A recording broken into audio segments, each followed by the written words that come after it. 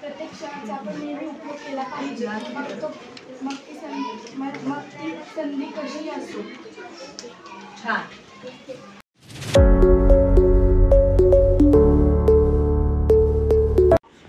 आपल्याला वारंवार अपयश मिळत असेल तर याबाबत दुःख करत बसू नका, कारण काळ अनंत आहे. वारंवार प्रयत्न करा व सतत प्रगतीच्या दिशेने पाऊल टाका. सतत कर्तव्य करीत राहा. आज नाही तर उद्या तुम्ही नक्कीच यशस्वी व्हाल. उठा, जागे व्हा, थांबू नका. जोपर्यंत ध्येय प्राप्त होत नाही, जीवनात चढ उतार येतच असतात. नेहमी हसत राहा. असा चेहरा काय कामाचा जो हसत नाही. अहंकारापासून तितकेच सावध राहा जितके एखाद्या पिसाळलेल्या कुत्र्यापासून असतात. प्रत्येक क्षणाचा व संधीचा उपयोग करून घ्या. प्रगतीचा मार्ग फार मोठा आहे आणि काळ वेगाने पुढे जात आहे. म्हणून आपल्या संपूर्ण आत्मबळाने कामाला लागा. तेव्हाच तुम्ही ध्येय गाठू शकाल. कोणत्याही गोष्टीसाठी स्वतःला दुःखी, कष्टी करून घेऊ नका. मनुष्यावर नव्हे तर देवावर विश्वास ठेवा. तोच तुम्हाला योग्य मार्ग दाखवेल आणि सन्मार्ग सुचवेल. स्वतःच्या मनाला नेहमी कामात गुंतवून ठेवा. त्याला रिकामे राहू देऊ नका. जीवन गांभीर्याने जगा.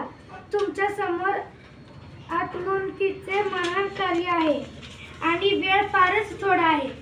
बेसावधपणे जर तुम्ही नको त्या गोष्टीत गुंतून राहिलात तर तुम्हाला दुःखी व्हावे लागेल आणि अधिकच वाईट स्थितीत जाऊन पोहोचाल. धैर्य व आशा बाळगल्यास जीवनातील सर्व प्रसंगाशी सामना करण्याची योग्यता तुमच्यात लवकरच येईल. तुम्ही स्वतःच्या बळावर उभे राहा.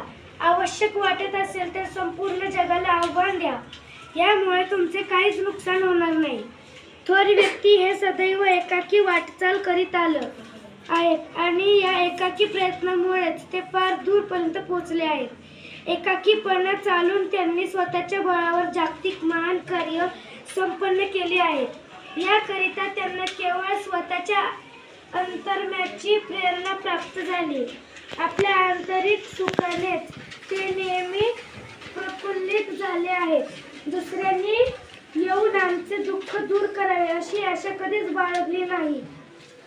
स्वतःच्या वृत्तीमध्येच त्यांनी आपला आश्रय शोधला आहे. एकटेपणा हेच जीवनातील परम सत्य होय. परंतु एकटेपणापासून घाबरणे, त्रागा करणे, कर्तव्य पथावरून विचलित होणे हे महापाप होय. एकटेपणा हे आपल्या स्वतःच्या अंतरंगात लपलेल्या महान शक्तींना विकसित करणारे एक साधन आहे. स्वतःवरच अवलंबून राहिल्याने तुम्ही आपल्या श्रेष्ठमत शक्तींना प्रकाशात आणू शकता. क्षणभरासाठी आपण असे मानले की आपल्याच एखाद्या नातलगाने तुम्हाला त्रास दिला व तुमचे अंतःकरण दुखावले तर काय तुम्ही या दुःखद गोष्टीचा उहापोह करीत राहणार? त्या कष्टप्रद अप्रिय प्रसंगांना विसरून जा आणि स्वतःच्या मनाला शुभ कार्यामध्ये केंद्रित करा. चिंतेपासून मुक्त होण्याचा सर्वोत्तम उपाय दुःखांना विसरणे हाच आहे. आमचे कुणी ऐकत नाही, दुसऱ्यांना सांगून थकलो परंतु काहीच परिणाम होत नाही अशा बोलणाऱ्याने स्वतःकडे बघावे. आत्मनिरीक्षण केल्यास स्वतःच्या निश्चितेची साथ पटेल. भलेही तुम्ही बोलू नका किंवा कमी बोला, पण कार्यात तल्लीन व्हा. थोड्याच दिवसात असे दिसून येईल की लोक न सांगताच तुमच्याकडे आकर्षित होत आहेत. म्हणून बोला कमी परंतु सत्कृत्य अधिक करा. कारण बोलण्याचा प्रभाव हा क्षणिक असतो तर सत्कार्याचा प्रभाव कायमचा असतो. मनुष्यामध्ये एखाद्या कामाचा ध्यास असेल तर तो इतरांकडून 100 पट कामे करवून घेतो आणि इतके जास्त काम करून घेतो की आश्चर्यच वाटावे. आमच्या कामाला बघून तुम्हाला आश्चर्य वाटेल इतके विराट प्रमाणात सत्य साहित्य लिहिण्यापासून इतके आश्रम उभारण्यापर्यंतची जी कामे सुरू करण्यात आली त्या पूर्ण प्रणालीचा हाच ध्यास आहे. काय करावे? परिस्थितीची आम्हाला अनुकूल नाही, आम्हाला कोणी मदत करत नाही, काही विशेष करण्याची संधीच आम्हाला प्राप्त होत नाही. अशा प्रकारच्या तक्रारी करीत राहणे व्यर्थ आहे. आपल्या दोषांचे खापर इतरांच्या माती फोडण्याचा अशा तक्रारींमुळे मनाला खोटे समाधान लाभू शकते. स्वतःच्या वर्तमान परिस्थितीकरता लोक कधी नशिबाला दोष देतात तर कधी देवी देवतांसमोर नाक घासतात. या सर्वाचे कारण म्हणजे आमचा स्वतःवर विश्वास नसणे. दुसऱ्यांना सुखी बघून आम्ही परमेश्वराच्या न्यायावरच शंका घेऊ लागतो. परंतु या सुखी लोकांनी किती परिश्रमपूर्वक आपली कामे केली आहेत याकडे आम्ही पूर्णतः दुर्लक्ष करतो. अशी जिद्द आमच्या अंगी आहे का, याकडे आम्ही लक्ष द्यावे. ईश्वर कोणत्याही बाबतीत पक्षपात करत नाही. त्याने हे आत्मबळ सर्वांनाच मुक्त हाताने सढळपणे प्रदान केले आहे, ज्याच्या बळावर प्रत्येकाला स्वतःची उन्नती करता येईल.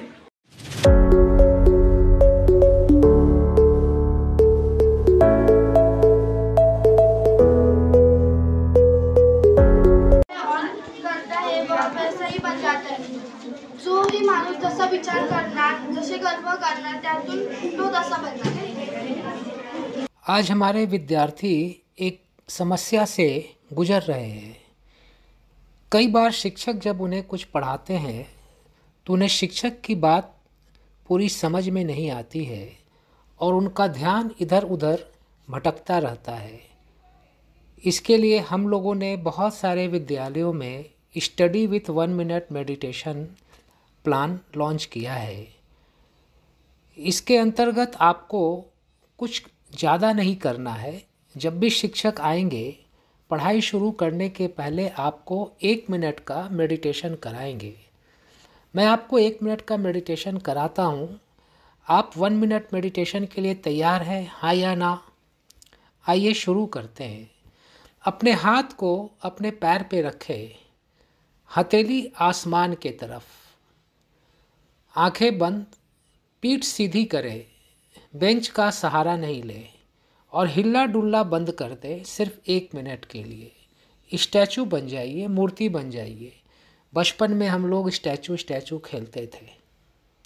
आपका समय शुरू होता है अब.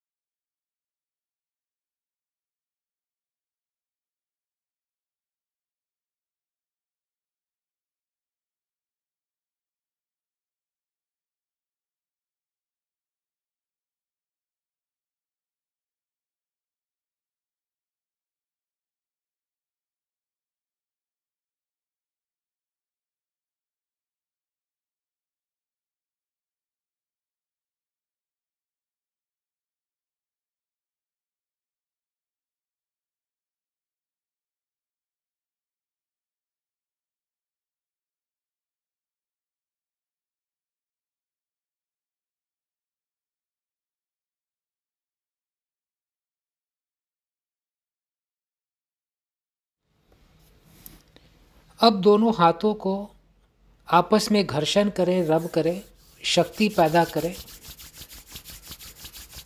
और अपने हथेली को चेहरे पर रखें और अपनी आँखों को हथेली के अंदर खोलें और बंद करें, फिर खोलें और अपनी हथेली को धीरे से अपने पैर पे रख लें. आपका मन कुछ शांत हुआ? यस और नो? अब इस शांत मन से आप जब भी शिक्षक की बात सुनेंगे, शिक्षक की बात आपको ज़्यादा समझ में आएगी और आपके मेमोरी में स्टोर हो जाएगी. और आप जब एग्ज़ाम में प्रश्नों का उत्तर देने बैठेंगे तो आपकी मेमोरी आपको आंसर सप्लाई करेगी. जब भी शिक्षक आएंगे हर पीरियड में पढ़ाई शुरू करने के पहले आप सिर्फ 1 मिनट मेडिटेशन करें ताकि आपका मन शांत हो जाए और पहले वाले पीरियड में आपने जो पढ़ाई की है वो आपके दिमाग में एब्जॉर्ब हो सके, स्टोर हो सके। आप करने के लिए तैयार हैं? कर पाएंगे? यस और नो? Thank you. इसी कहानी से करता हूँ। आप कहानी सुनने के लिए तैयार हैं क्या? हाँ या ना? एक गुब्बारा बेचने वाला था। क्या बेचता था? जब भी उसके गुब्बारे नहीं बिकते थे, वो गुब्बारे बेचने वाला हवा में रंग बिरंगे गुब्बारों को उड़ा देता था। कभी लाल गुब्बारे, कभी पीले गुब्बारे, कभी हरे गुब्बारे। बच्चे उड़ते हुए गुब्बारे को देखते थे और आकर गुब्बारा खरीदते थे।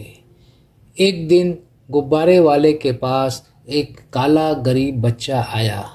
कौन सा बच्चा? और गुब्बारे वाले से बोला, अंकल अंकल अंकल, आप रोज लाल गुलाबी पीले नीले हरे गुब्बारे उड़ाते हो, कभी काला गुब्बारा नहीं उड़ाते। क्या काला गुब्बारा उड़ेगा क्या? आप बताओ विद्यार्थी मित्रों, काला गुब्बारा उड़ेगा क्या? गुब्बारे वाले ने एक काला गुब्बारा लिया, उसमें हवा भरी और गुब्बारे को उड़ा दिया। वो काला गरीब बच्चा खुश हुआ, लेकिन 2 मिनट के बाद फिर उदास हुआ। गुब्बारे वाले ने पूछा, अरे बेटा, अभी तो खुश था, अभी उदास क्यों हो गया? काले गरीब बच्चे ने बताया, अंकल ये काला गुब्बारा तो उड़ गया, लेकिन मैं तो काला हूँ, मैं तो गरीब हूँ। लोग कहते तेरे पास साधन नहीं है, तू आगे नहीं बढ़ पाएगा। अंकल, ऐसा कोई रास्ता है कि मैं भी गुब्बारे की तरह आगे बढ़ सकूं, ऊपर जा सकूं? गुब्बारे वाले ने उसे समझाया, बेटा तुमने देखा, मैं जिस भी गुब्बारे में गैस भरता हूं वो गुब्बारा उड़ता है। इसका अर्थ ये हुआ कि गुब्बारे को उड़ने के लिए रंग से कोई मतलब नहीं है, सिर्फ और सिर्फ हवा से मतलब है। उसी तरह से किसी भी विद्यार्थी को आगे बढ़ने के लिए काले गोरे से मतलब नहीं है, अमीर गरीब से मतलब नहीं है, सिर्फ एक चीज से मतलब है। क्या चीज से? कि उसके मन में आगे बढ़ने की इच्छा है क्या? क्या वो सकारात्मक सोचता है? अगर वो सकारात्मक सोचता है और यह सोचता है कि मैं आगे बढ़कर ही रहूँगा, तो एक दिन वह बच्चा जरूर आगे बढ़ता है। और तुम कहते हो मेरे पास साधन नहीं है। तुम्हारे पास 3 साधन है बेटा।